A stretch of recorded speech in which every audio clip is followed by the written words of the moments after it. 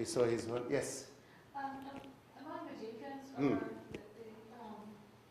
these orders, subdeacon, reader, psalter, these are Mhm. also ordained people?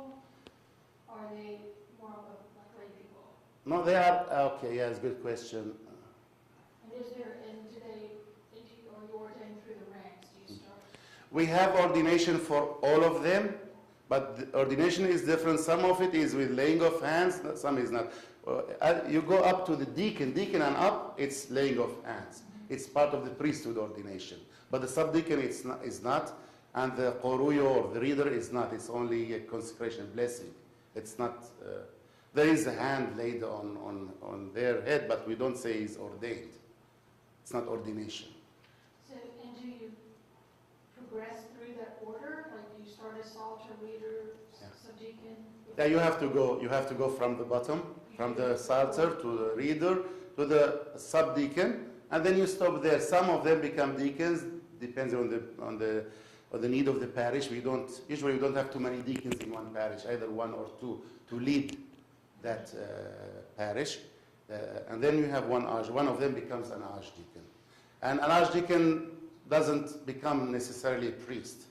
He can stay archdeacon or deacon all of his life.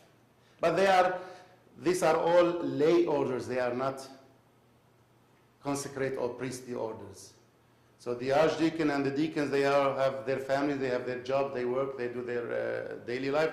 But tell you the truth, nowadays it's mostly liturgical services during Sunday and feast days. They come to church, they wear their robes and their stoles based on their rank, and they serve the liturgy. They don't have much involvement outside the liturgical. And is it all men?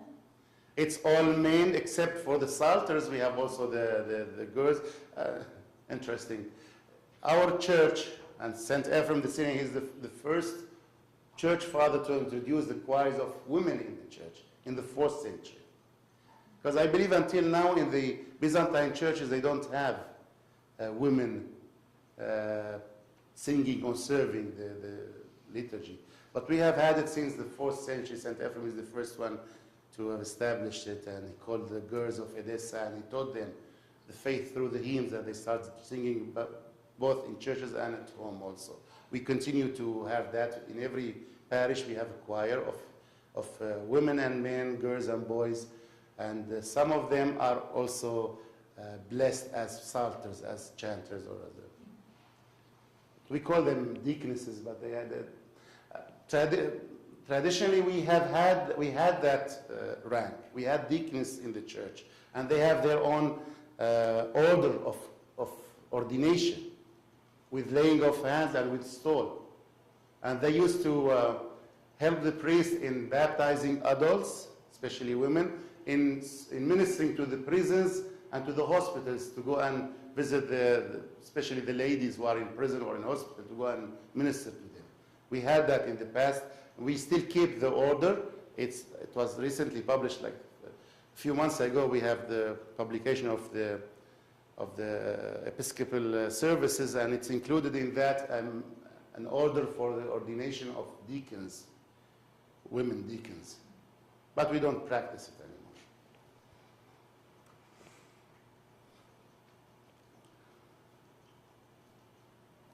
This is His Holiness. I just want to show you here something about talking about bishops. I just came back from Damascus last Friday. I was there to participate at the consecration of a new bishop. You see, he is being carried on the chair, reading the Gospel of the Good Shepherd.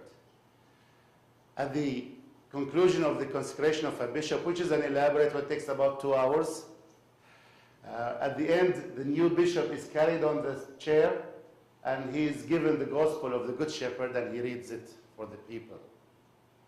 So I just want to share it with you. Of course, sometimes when the bishop is heavy like myself, we make sure that we have a strong chair to carry us. This is a recent photo of His Holiness the Patriarch with not all, but most of the archbishops at one of the synod sessions. It was 2009, recent, December 2009. There were 4 or 5 bishops missing.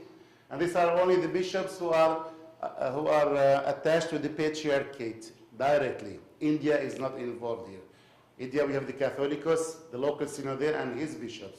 And we have about 30 bishops in India also for the diocese. Yes.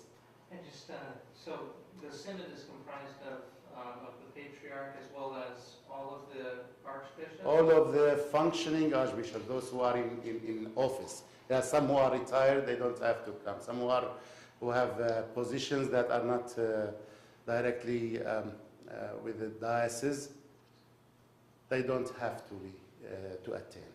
But some of them do attend, like we have bishops who are in charge of certain areas of service ministry in the church.